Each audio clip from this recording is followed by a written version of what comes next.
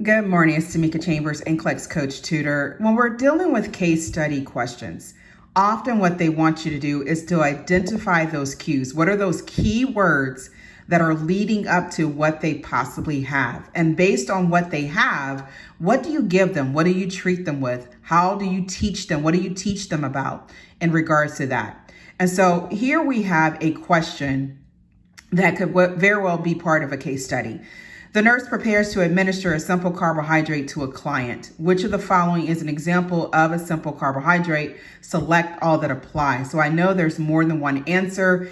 And when I'm looking at this question, it's really asking me about what simple carb and example. That's the relationship we're looking at. All right, so would it be a peanut butter and jelly sandwich, A, or B, 1 can of soda, or C, 1 packet of glucose gel, or D, 6 saltine crackers, or E, 150 ml of orange juice, or F, 1 tablespoon of sugar? As always, I recommend you have something to write with, something to write on. Go ahead and make your selection and then pause and make your selection, then come back, all right?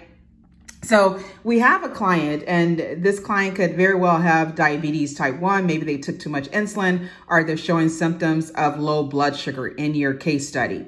And so they're looking at, okay, how do you treat this? What do we need to do? What do you need to do as a nurse? And so when we think about simple carbohydrates and hypoglycemia, any sugar below 70, we think about the rule of 15. Administer 15 grams of carbs and recheck their blood sugar in 15 minutes. If it's still low, administer another 15 grams of carbs. And if once it gets up after that, recheck it in 15 minutes. If it's over 70, it's time for a complex carb. So you need to know the difference between simple and complex. Simple is something, sugar or simple carb is something that gets in and automatically turns into sugar. Complex takes a little bit longer. So by having that knowledge, would A be an answer? No, because in peanut butter, we have fat and protein. So it's going to take longer for the body to break that down to sugar.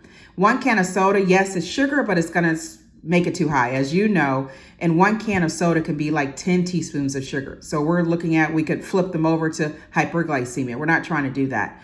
1 packet of glucose gel has about 15 grams of carbs. 6 saltine crackers has 15 grams of carbs. 150 milliliters of orange juice, about 15 grams of carbs, and also 1 tablespoon of sugar. And as always, what I try to do as a coach and how I studied is that I want to know not just simple carb, but I want to know the difference between the opposite of that. And so you can make a simple T-chart, and also to have more than 3 examples of simple carbs. And I always try to list extra ones to help my clients to understand the difference between simple and complex carbs.